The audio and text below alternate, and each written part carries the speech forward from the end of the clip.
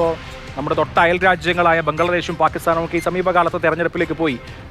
പഴയ ഇന്ത്യയുടെ ഭാഗമായിരുന്നു, പക്ഷേ അവിടുത്തെ ജനാധിപത്യം വളരെ ശുഷ്കമാണ്. നമ്മുടെ ജനാധിപത്യത്തിൻ്റെ ഫണ്ടമെൻ്റൽസ് വളരെ സ്ട്രോങ് ആണ്. ഇപ്പോഴും നമുക്ക് ഇന്ത്യയിലെ ജനാധിപത്യം നിലനിൽക്കുന്നു.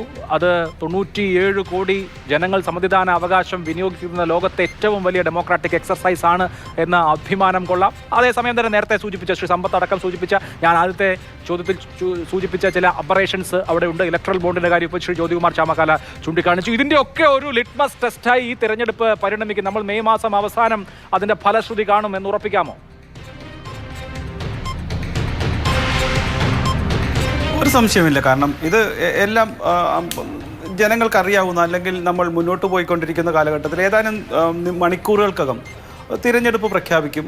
തിരഞ്ഞെടുപ്പിൽ ശ്രീ സമ്പത്തിൻ്റെയും ജ്യോതിയുടെയും എല്ലാം രാഷ്ട്രീയ പാർട്ടികൾ മുന്നോട്ട് വയ്ക്കുന്ന ആരോപണങ്ങളും അവരുടെ രാഷ്ട്രീയമായ ലക്ഷ്യങ്ങളും അതുപോലെ തന്നെ അവരുടെ തിരഞ്ഞെടുപ്പ് വാഗ്ദാനങ്ങളും എല്ലാം ചർച്ച ചെയ്തുകൊണ്ട് ഒരു ഇന്ത്യയിലെ സമൂഹം, വോട്ടർമാർ ഒരു നല്ല തീരുമാനമെടുക്കട്ടെ എന്നാണ് എനിക്ക് ആശംസിക്കാനുള്ളത്. ഒരു സംശയവുമില്ല, അത് ഏത് തീരുമാനമായാലും, അത് ഏത് രാഷ്ട്രീയ പാർട്ടിക്ക് അനുകൂലമായാലും അതിനെ അംഗീകരിക്കുക, അതുകൊണ്ട് പോകുക എന്നുള്ളത് ഭാരതത്തിലെ വർഷങ്ങളായി അംഗീകരിച്ച കാര്യമാണ്. പക്ഷെ ഒരു കാര്യം വളരെ പ്രധാനമാണ്. നിങ്ങൾ ആരംഗീകരിച്ചാലും ഇല്ലെങ്കിലും ചിട്ടയായി രാഷ്ട്രീയ പ്രവർത്തനം നടത്തുന്ന, ഒരു പക്ഷേ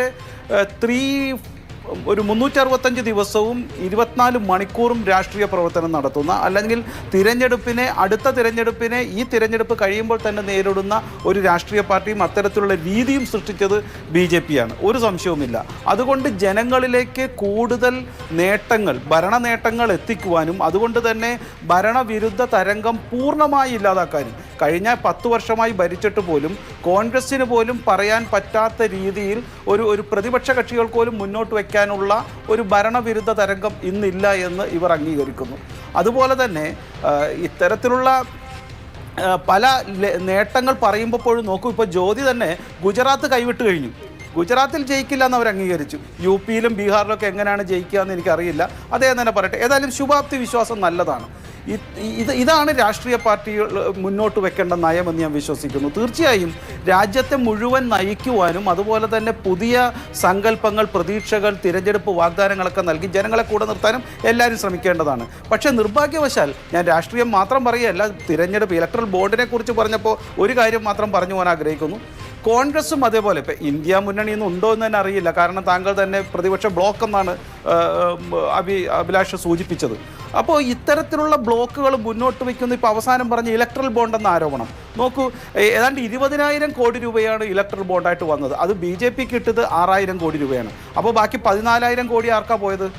നമുക്കറിയാം. അത് കൂടുതലും പോയത് TMCക്ക് 1,600, കോൺഗ്രസിന് 1,400, BRSന് 1,200, BJDക്ക് 750, DMKക്ക് 639, അതിൽ 25 കോടി CPMന്.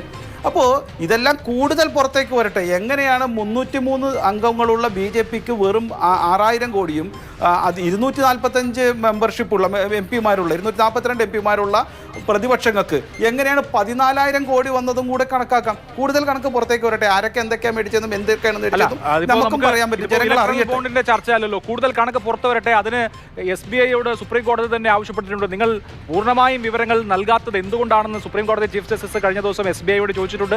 SBIക്ക് നോട്ടീസ് അയച്ചിട്ടുണ്ട്. തിങ്കളാഴ്ച വീണ്ടും ഇലക്ട്രൽ ബോണ്ടുമായി ബന്ധപ്പെട്ട ഹർജിയിൽ SBI കൂടുതൽ വിവരങ്ങൾ നൽകുമ്പോൾ നമുക്ക് അതിൻ്റെ കുറെ കൂടി വലിയ വിവരങ്ങളിലേക്ക് പോകാം. ഏത് കമ്പനി ആർക്ക് നൽകി എന്ന വിശദാംശങ്ങളിലേക്ക് പോവാം.